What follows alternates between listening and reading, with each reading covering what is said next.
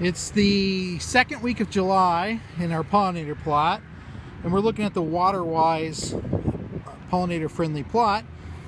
And you can see we've got a number of things planted in here. And about 2 weeks after planting, we had a little rain. We've watered this really well, and our plants are doing a good job getting established. One of the things I want to point out here is we are installing a irrigation system, a sort of low water use irrigation system. We started this last week but got rained out in the middle of installing this, so we got about halfway done and we got a little rain, so we didn't have to really start it up. We're going to finish that later this week.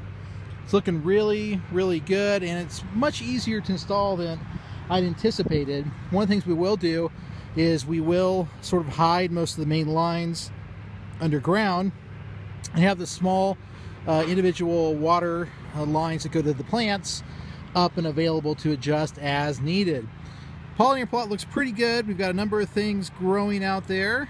We've now got some sunflower-like plants, and as well as our Rocky Mountain bee plant that's been pretty abundant throughout the year.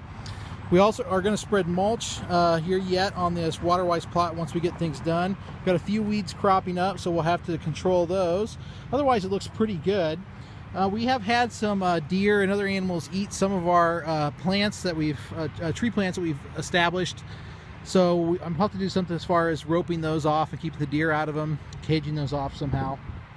One of the things I really am impressed with is our sort of green barrier planting, which is our oats, alfalfa, bird's foot trefoil, and Ladino clover, which is here. You'll see the strip here. Most of that tall stuff, this grassy looking stuff, is oats, and then we've got some clovers and birdfoot's trefoil and alfalfa growing within that. That green barrier, of course, is to show growers if they're going to do sort of a prairie-like planting, and if they ever need to burn or control and sort of restore that prairie, they can do that and provide a green barrier around that prairie. So if they are going to do a burn, for example, gives them a little space. It also help, I think, hopefully will help keep some of the weeds out of that plot, especially out here where we have a lot of clover that's sort of encroaching into the edge of our plot. But this has come up fantastic. I think the rain and the timing of seeding has worked out really well to our advantage. So it's looking really good, and it's certainly choking out most of the weeds that are around here, which is very nice.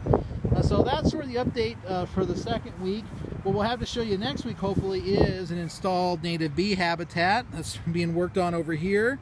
Our friends from Prairie Gold Homes here in Nebraska are working on installing that. They've got the footers in and doing the final bit of installation probably later this week. So we'll have that to show the following week. And of course, we've got a number of neat things that have happened to the plot. So by the time we do the next video, hopefully there'll be a lot more that's going on out here, and you get to see some things actually coming together and looking very much like a completed plot.